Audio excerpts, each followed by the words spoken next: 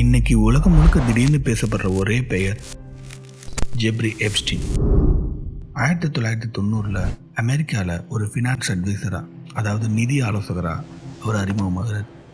பண கனெக்ஷன், உயர் சமூக வட்டம், இந்த மாதிரி பல சர்க்கிளை அவர் உருவாக்கிக்கிறார். ஆனால் அதே காலகட்டத்தில் ஒரு மறைமுக உலகம் அமைதியாக இயங்கி கொண்டிருந்தது. பேம் பீச்சில் ஜெப்ஸ்டீனோட ஹவுஸ் இருக்குது.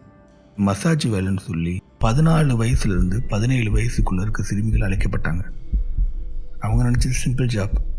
ஆனால் உள்ளே சென்றதும் அவங்க எதிர்பாராத செக்ஷுவல் ஆக்ட், அதாவது பாலியல் செயல்களுக்கு வற்புறுத்தப்பட்டாங்க. பிறகு பணம் கொடுக்கப்பட்டுச்சு. இதை யாரிடமும் வெளியே சொல்லக்கூடாது, ஏன்னா யாரும் நம்ப மாட்டாங்க அப்படின்னு அவங்களை மென்டல் ப்ரெஷர் பண்ணி வெளியே அனுப்புனாங்க. இது ஒரு சம்பவம் கிடையாது, பல வருஷம் ஒரே மாதிரியான பேட்டர்ன் முறையில் நடந்துக்கிட்டே இருந்துச்சு. 2005 14 வயசு சிறுமி போலீஸ் ஸ்டேஷனில் கம்ப்ளைண்ட் கொடுக்குறாங்க. ஆனால் 2008 சீக்ரெட் ப்ளீ டீல் மூலம் வழக்கு சாஃப்டாக முடிக்கப்பட்டுச்சு. 2009 அப்போ எப்ஸ்டீன் ஜெயிலிருந்து விடுதலையும் ஆனார். அதுக்கு பிறகு பல வருடங்கள் அவர் சுதந்திரமாக தான் இருந்தார். வழக்கு மறைக்கப்பட்ட மாதிரி ஆயிடுச்சு. அதுக்கு பின்னாடி 2019 கேஸ் மீண்டும் ஓப்பன் ஆச்சு.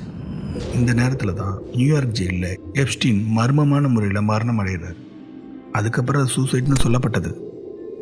அவன் இறந்த பிறகு அவரோட ஃபைல்ஸ் கோர்ட் ஆர்டர் மூலமாக ஓப்பன் பண்ண ஆரம்பித்தாங்க.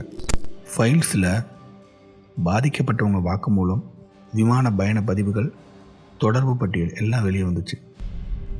அதில் சில பெரிய பெயர்கள் மென்ஷன் செய்யப்பட்டுச்சு. பெயர் வந்ததுனால அது குற்றம்னு சொல்லி கோர்ட்டு சொல்லலை.